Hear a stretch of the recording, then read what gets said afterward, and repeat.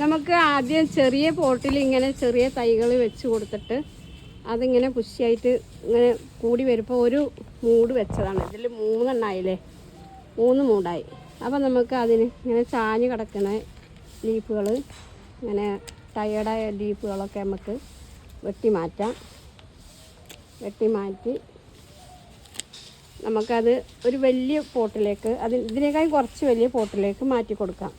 അങ്ങനെ നട്ടതാണ് നമ്മൾ ഈ പോട്ടിൽ.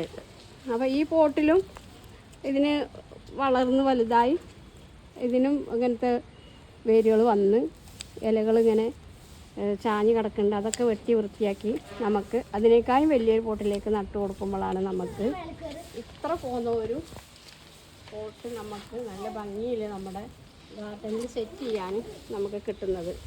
നല്ല മനോഹരമായി നമുക്ക് നമ്മളെ ഗാർഡനിൽ സെറ്റ് ചെയ്യാം.